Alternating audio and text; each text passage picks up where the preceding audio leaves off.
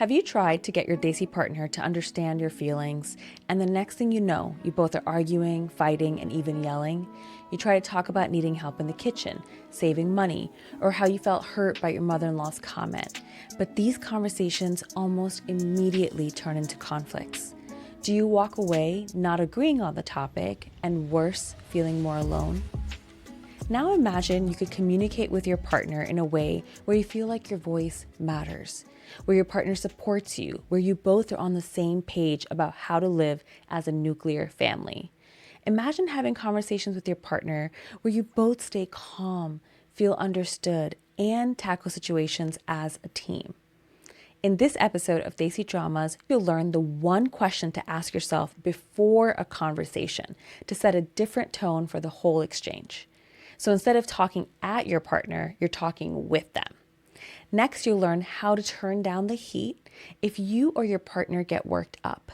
You'll learn how to get calm when the dialogue escalates. Then you'll learn how to wrap up the conversation so that even if you don't agree entirely, you still feel like a team. Within this toolkit, you'll learn the biggest mistake I see Desi couples make and how to avoid it. I'm Dr. Heena Manglani-Terranova, a licensed clinical psychologist. And if I was to boil down couple therapy in a nutshell, it would be this. I help couples see that the quality of their relationship doesn't depend on whether they see eye to eye on issues. In fact, research shows that 69% of the differences between us and our partners are unresolvable. That means that the topics we fight about in the beginning of a marriage are the same things we fight about 20 years later. And you might be hearing this and saying to yourself, woof. But there is something encouraging here. Instead of focusing on what we're fighting about, we can focus on how we're engaging with one another.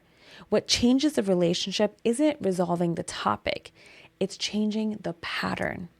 And every couple has a pattern, a dance, their own version of gidda, where you repeat the same moves, the steps, the clapping at one another. It's predictable, it's repetitive, you're going in circles. And by the end of this episode, you're going to learn the 4 moves that predict divorce with 90% accuracy, and how to use 3 tools to change up your moves so you can be happily married for the long term. Because we Desis love our dramas, our stories, we have to talk about all of this through a classic example. You're going to hear all 4 of those predictors of divorce in this example so you can better recognize when you might be stepping on your partner's toes too. And along the way, you'll learn how to make new moves. Some version of this shows up in my couples therapy with Desis all the time. Let's say we have a couple, Simran and Raj. If you know, you know. So Simran and Raj are deciding whose family to spend Thanksgiving with. Last year, they went to Raj's parents' house, and Simran's been thinking about this for the past 2 weeks. For Raj, it hasn't even crossed his mind because Raj's mom already told him that she's expecting them. So here's how the conversation goes. Simran launches. So I'm assuming we're going to your parents again for Thanksgiving? Raj responds, well, I mean, my mom is already cooking. Simran responds, of course she is. We always go to your family's house. Do you even care about my parents? My mom literally asked me last week what we're doing for Thanksgiving and whether we're coming over. Raj defends, that's not fair. We went to your family for Diwali. Simran reacts, Diwali is not Thanksgiving, and you know your mother runs our calendar. You can never say no to her. Raj gets quiet. I don't want to fight about this. Simran responds, see, this is what you always do. You shut down the second I bring something up. You never take my side. Raj gets up, says nothing, and goes to the other room. This is the most common gidda or dance in distressed couples. One partner pursues, they get louder, more critical, more pointed. They're trying to get their partner to listen. And then the other partner withdraws. They shut down, they go quiet, or they leave. They're trying to keep the peace. So the more Simran pursues, the more Raj withdraws. And the more Raj withdraws, the more Simran pursues. Neither is the bad partner. They're both scared. And to be clear, this cycle is not about gender. In plenty of couples, it's the wife who withdraws and the husband who pursues. The roles can also switch depending on the topic. What's problematic here is how Simran and Raj are engaging with one another. The couple is showing signs of what the Gottmans, these seminal clinical psychologists and researchers, called the 4 horsemen of the apocalypse, as in the end of the relationship. Here are those 4 predictors. The first, you never take my side. That's criticism or judgment.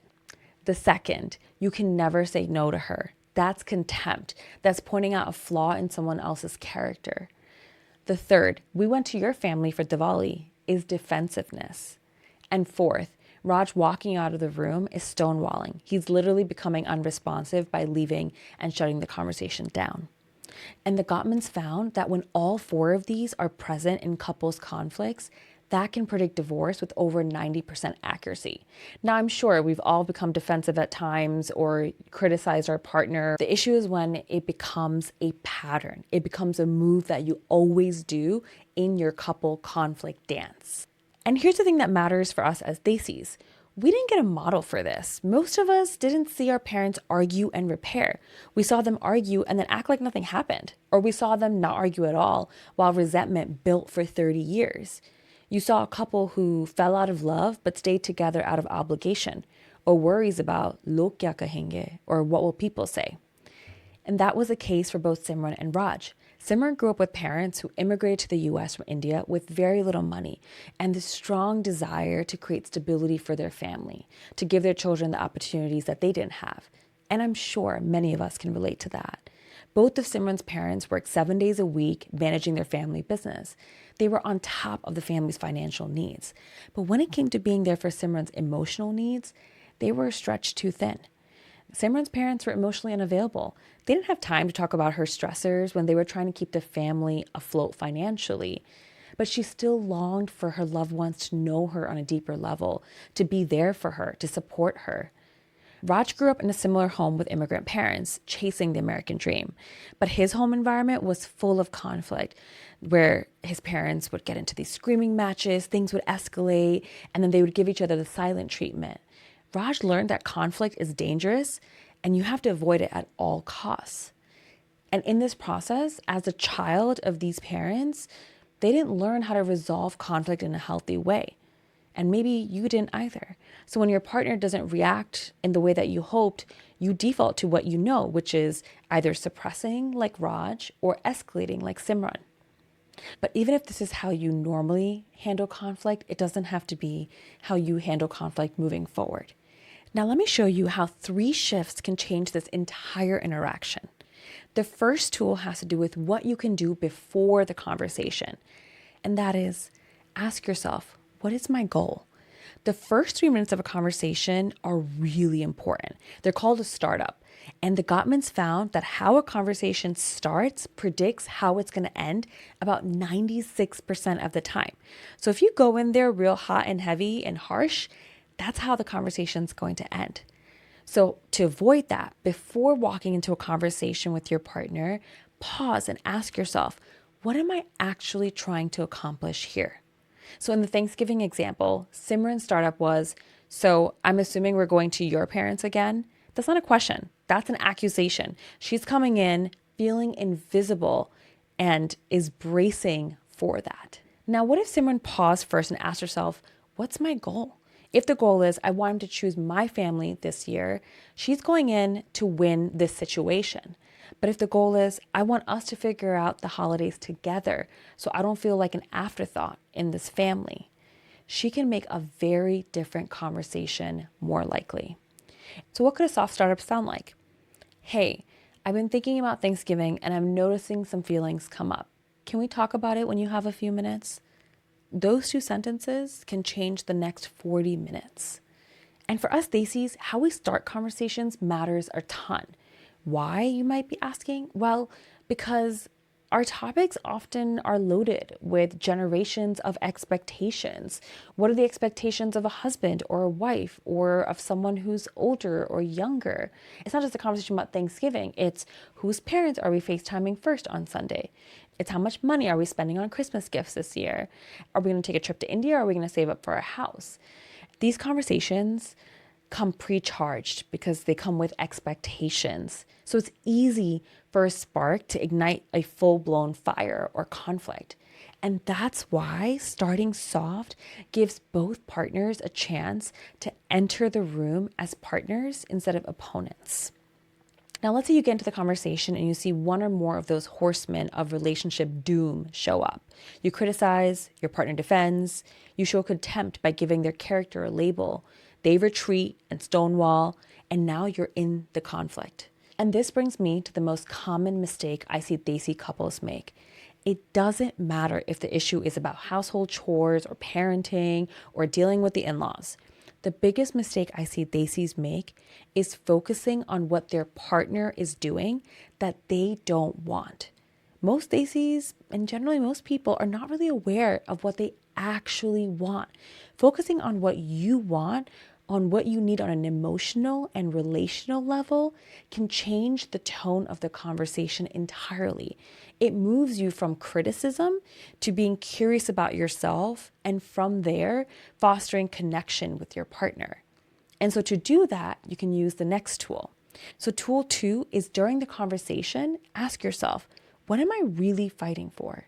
Underneath every surface fight, whether it's about the in-laws, the dishes, or money, is what Dr. Sue Johnson calls a primary emotion. The anger, the criticism, the sarcasm, those are secondary emotions. That's the armor we wear. But underneath that is something much more vulnerable. I feel alone. I feel like I don't matter to you. I'm scared. I'm not important. When someone is complaining to Raj about Thanksgiving, what is she really fighting for? It's not that Raj sets this perfectly worded boundary with his mom. Under the surface, Simran wants to feel seen. She wants to know that what she says matters. She wants to feel connected to Raj. And Raj isn't fighting to defend his mom. Raj is fighting because he doesn't want to feel like a failure. Every criticism from Simran piles on to each criticism he absorbed growing up. So what is Raj really fighting for? He's fighting to feel good enough, to feel safe, to feel like we matter, to feel worthy and safe. These things are hard to name. It's likely that Simran and Raj don't even know that that's what they need. And if they can't recognize that, they can't communicate it. So when you can name the real thing out loud to your partner, the whole conversation shifts. So when you can never say no to your mom and make it, when you say yes to her without checking with me first, I feel invisible in my own marriage. And that scares me. That takes something that's critical and filled with anger and frustration and makes it something raw and vulnerable. You might be hearing this and thinking, we never talk like this in my marriage. And that's probably true. And maybe that's one of the reasons why your conversations become conflicts or you feel disconnected from your partner. Sharing what we're fighting for does make us vulnerable. We're saying we need something from our partner. And sharing our vulnerability is much harder to do, especially for us Desis. Why? We likely didn't grow up in families that modeled it because vulnerability was treated as weakness. We learned to give off the impression that we had it together. If something bothered us, it wasn't because we were wrong. It was because the other person was at fault. Weakness was dangerous, so you learned not to air that stuff. And instead, you learned to lead with anger because anger feels safer than need. But here's where the research comes in. When we are angry, our body can get flooded. That's when our heart rate goes up over 100 beats per minute. Your nervous system goes into fight or flight, and that's called diffuse physiological arousal. You literally cannot process new information. You can't hear your partner, you can't problem solve, you can only defend or escape. And how long do you think couples need to calm down? Gottman's research showed that couples need at least 20 minutes for the nervous system to settle once flooded. So if you notice your chest is tight, your jaw is clenched, your voice is rising, that's the moment to say, I want to keep talking about this and I need 20 minutes. Can we come back to it after dinner? That's not you avoiding, that's trying to make a repair in your relationship. Avoidance is Raj walking out without a word. A new dance move is naming what's happening, I'm getting overwhelmed, and committing to come back. The next tool is important during conflict, and it's just as important outside of conflict. Tool 3, after the conversation, appreciate your partner. If you want to thrive as a couple, you'll want to maintain what the Gottmans call the magic ratio. That's 5 positive interactions for every 1 negative interaction, even during conflict. So couples who are distressed are closer to 1-to-1 or worse. 5-to-1 is the difference between a marriage that lasts and one that doesn't. So after a hard conversation, or honestly, during it, find something to appreciate about your partner and say it out loud. I know this was hard for you to hear, and I really appreciate that you didn't shut me out. Thank you for not walking away, even when I got loud. I love that you cared this much about your family. That's actually one of the things I love about you. Why is this important? Think of your relationship as having an emotional bank account. Every appreciation is a deposit. Every criticism is a withdrawal. You want to be running on a surplus because life is going to keep handing you opportunities for withdrawals. You have a sick parent, someone gets laid off, you have your kids' PTA demands. Your relationship bank account is what carries your relationship through stress. And I get it. I hear from my Desi patients how foreign it is to share appreciations. You likely didn't see your parents compliment each other during an argument, or maybe ever. Affection in Desi households often showed up through action. Your mom made your papa's favorite parathas. Your baba picked up your ummi from the airport at 5 a.m. Your parents sneakily paid for everyone's meal at restaurants, even when you and all your siblings had become adults. Affection rarely showed up through words. So if telling your partner what you love about them feels awkward or unnatural, that makes sense. You're literally trying to do something that you did not have modeled for you. But do it anyway, because your relationship may be the most important dance team you'll ever be on. If you're interested in trying out these tools and creating new moves, but don't have the language for it, I've got you. Head over to desi-dramas.com to get the guide that goes with this episode. In it, you'll find examples tailored to the Desi context, including conversation goals, what you might be fighting for, how to make deposits into your relational bank account, and so much more. Okay, let's recap. 3 shifts. Before the conversation, ask yourself, what's my goal? That's going to help you lead into the conversation softly. During the conversation, ask yourself, what am I really fighting for? And if you or your partner get flooded, take the 20 minutes. After the conversation, appreciate your partner out loud. And I don't expect you to just believe me that these will help your relationship. It's when you try it for yourself and you see a difference. That's when it'll stick. And these tools will likely not resolve all of the issues in your marriage. That's what couple therapy is for. But they can move you toward more authenticity and connection in your relationship. So here's what I recommend you try this week. Pick one conversation, just one that you've been avoiding or one that usually goes sideways. Maybe it's about your in-laws visiting next month. Maybe it's about a change in parenting you want. Maybe it's a money conversation that's been sitting on the back burner for the past 6 months. And ask yourself, what's my goal here? Just that one shift and see what happens. And be patient with yourself if it doesn't go perfectly, because it won't. You're going to slip back into old patterns sometimes, and that's not failure. That's how change works. The point isn't to never step on each other's toes. The point is to learn how to find your way back to the rhythm. The goal isn't perfect choreography. The goal is to keep learning new moves so that dancing with your partner makes you feel alive. If this episode gave you some perspective, will you share it with someone?